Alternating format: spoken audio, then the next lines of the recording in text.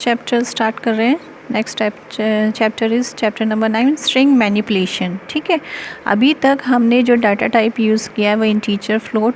अब हम अल्फ़ाबेट्स में देखेंगे कि अल्फ़ाबेट्स में कितने तरह के प्रोग्राम्स बन सकते हैं। ठीक है, ये सारी चीज़ें देखेंगे। स्ट्रिंग को ट्रैवर्स कैसे करते हैं, मीन्स जितनी भी बड़ी स्ट्रिंग है उसको पूरा एक के बाद एक आप प्रिंट कैसे करवा सकते हो। स्ट्रिंग में कौन कौन से ऑपरेटर्स यूज़ होते हैं, स्ट्रिंग में स्लाइस फंक्शन कैसे यूज़ कर सकते हैं, और स्ट्रिंग में यूज़ होने वाले बहुत सारे फंक्शंस और मेथड्स को देखेंगे। ठीक है, स्ट्रिंग क्या होता है, collection of characters, means characters का कलेक्शन, और उस पर अगर हम ये सारे ऑपरेशंस परफॉर्म कर रहे हैं तो उसको कहा जाता है स्ट्रिंग मैनिपुलेशन। ठीक है ना, तो इसको हम स्टार्ट करते हैं। सबसे पहले टॉपिक दिया हुआ है traversing a string. You know that individual character of a string are accessible through the unique index of each character। ठीक है, मीन्स जैसे अगर हम कोई एक स्ट्रिंग किसी वेरिएबल में डालते हैं तो जैसे हमने बताया कि किसी वेरिएबल में आप नंबर डालते हो तो उसका एक बन जाता है मेमोरी में, है ना, स्टोरेज, और वो वेरिएबल उस पर्टिकुलर एड्रेस को पॉइंट करता है ना। जैसे ए में आपने 3 डाला तो वो ए क्या है, जहाँ पर भी आपका 3 होगा उसको पॉइंट करेगा ए वेरिएबल। इसी तरह से स्ट्रिंग में क्या होता है, इंडेक्सिंग फॉर्म हो जाती है। जैसे एक कोई वेरिएबल लिया, उसमें आपने सुपर्ब करके एक स्ट्रिंग डाली तो इंडेक्सिंग फॉर्म हो जाएगी। एस 0 इंडेक्स में होगा, यू 1 इंडेक्स में होगा, पी 2 इंडेक्स में होगा, सो ऑन। इस तरह से इंडेक्सिंग के रूप में स्ट्रिंग स्टोर होती है। ठीक है, तो इसमें हम क्या कर रहे हैं, एक ट्रैवर्स कर रहे हैं स्ट्रिंग को कैरेक्टर बाय कैरेक्टर। मीन्स जो भी स्ट्रिंग हमने वेरिएबल में इनपुट करवाया है उसको हम सिंपल प्रिंट करवाने का काम कर रहे हैं। तो इसमें देखो एक वेरिएबल लिया, उसमें हमने ये स्ट्रिंग रखी है। ठीक है, अब देखो ये इंडेक्सिंग फॉर्म हो जाएगी 1 2 3 4 5 6, है ना, तो 0 to 5 तक इंडेक्सिंग फॉर्म हो जाएगी। ये एस यू पी, और इंडेक्सिंग 3 में ई, इंडेक्सिंग 4 में आर, और इंडेक्सिंग 5 में बी। इस तरह से आ जाएगा। फिर हमने फॉर लूप चलाया, फॉर लूप सी एच, है ना।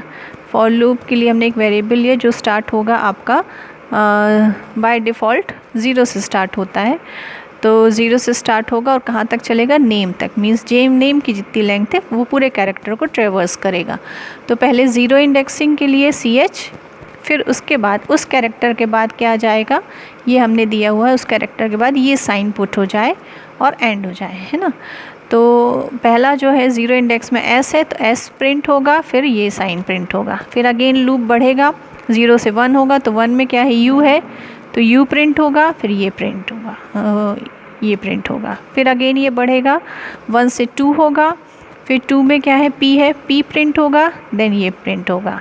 इस तरह से पूरा आपका लूप चलेगा up to the end of the name, है ना। नेम में जितना नेम की इंडेक्सिंग जहाँ तक है जब तक आपका लूप चलेगा, और जैसे ही लूप ख़त्म हो जाएगा एंड हो जाएगा। ठीक है, तो ये आपका आउटपुट आएगा। तो ये एक एग्जांपल है ट्रैवर्सिंग अ स्ट्रिंग का।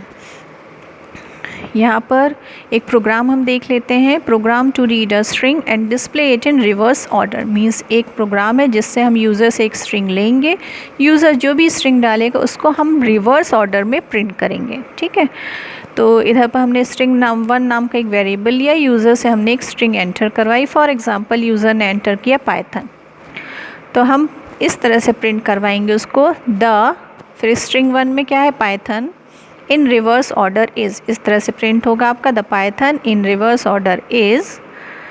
फिर हमने एक और वेरिएबल लिया लेंथ नाम का, और उसमें स्ट्रिंग 1 की जो भी लेंथ है वो आ जाएगी, है ना। तो पाइथन की कितनी लेंथ है, 1 2 3 4 5 6।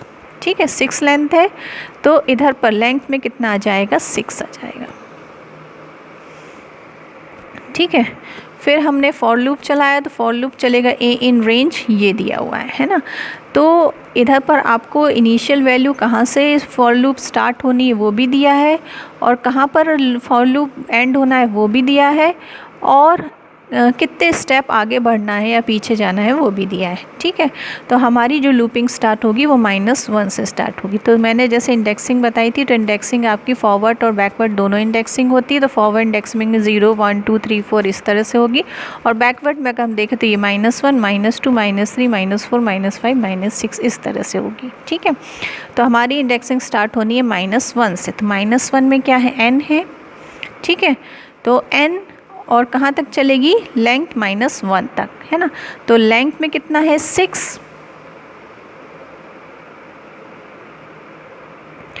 ठीक है, -6 लेंथ में कितना है, 6, और माइनस लेंथ लिखा है तो ये -6 हो जाएगा, और -1 दिया है तो -1, तो -6 -1 क्या हो जाएगा, -7। ये रेंज है उसकी, और हमेशा क्या होता है, वो रेंज से एक पीछे तक ट्रैवल करता है ना। तो मीन्स कहाँ तक चलेगा वो लूप, -6 तक चलेगा, और हर एक स्टेप में एक स्टेप वो पीछे जाएगा। -1 दिया है तो एक स्टेप वो पीछे जाएगा। ठीक है, तो पहले तो -1 में क्या है, n, तो फिर इंडेक्सिंग -1 में जो भी नंबर है ना, जो भी कैरेक्टर है वो प्रिंट हो जाएगा। तो -1 में क्या है, n प्रिंट हो जाएगा। अगेन ये लूप बढ़ेगा, -1 से -2 होगा, है ना, और -2 होके -2 में कौन सा कैरेक्टर है, O है, देन वो O प्रिंट होगा। देन लूप बढ़ेगा, -3 होगा, -3 में कौन सा कैरेक्टर है, H, तो H प्रिंट होगा। देन 4 होगा तो 4 में T प्रिंट होगा। देन 5 में Y प्रिंट होगा। देन 6 में P प्रिंट होगा। तो 6 तक पूरा ट्रैवल हो गया। तो ये रेंज आपकी कंप्लीट हो गई, और ये आपका आंसर आ जाएगा। तो इस तरह से ये प्रोग्राम है जिससे हम कोई भी स्ट्रिंग यूज़र से इनपुट करवा सकते हैं और उसको रिवर्स ऑर्डर में प्रिंट कर सकते हैं।